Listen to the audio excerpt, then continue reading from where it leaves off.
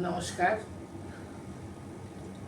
আজকের এই যে কবিতার পাঠের আসর, এই কবিতাগুলি লিখেছেন এক অজানা কবি জীবন মুখোপাধ্যায়। এই কবিতাগুলি উনি ওনার ছাত্র জীবনের 60-এর দশকের মাঝামাঝি থেকে 70-এর দশকের শেষ পর্যন্ত ওনার ছাত্র জীবনের সমকালে উনি কবিতাগুলি লিখেছেন বিভিন্ন সময়ে। কলকাতার বুকে বসে, তখন কলকাতা ছিল এক উদ্দাম শহর, আর মানুষ সেখানে আন্দোলনমুখী ছিল, লোক সেখানে জমায়েত হয়েছে, ভিড় হয়েছে, লোকের যে দাবি দাওয়া সেই সব নিয়ে আন্দোলন এগিয়ে গেছে। তারই ভিত্তিতে কবিতাগুলি লেখা হয়েছে। দেশের গণ্ডি ছাড়িয়ে বিদেশ পর্যন্ত সেই কবিতার প্রভাব গেছে।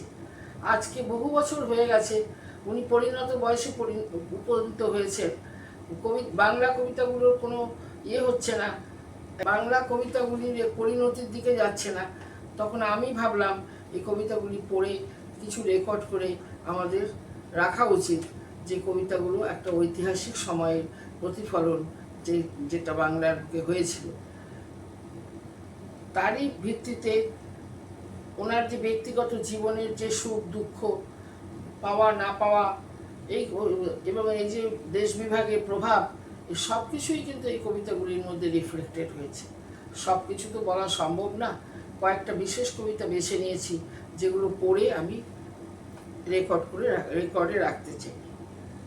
অনেকগুলি কবিতার মধ্যে কয়েকটি কবিতা বেছে নিয়েছিলাম, যেই কবিতাগুলি সেই সময়ের কবিতা, যেই কবিতাগুলি ভিয়েতনামের যুদ্ধের কথা বলেছে, যেই কবিতাগুলি প্যাট্রিস লুলুম্বার জন্য রাস্তায় দাঁড়িয়ে আন্দোলন করেছে।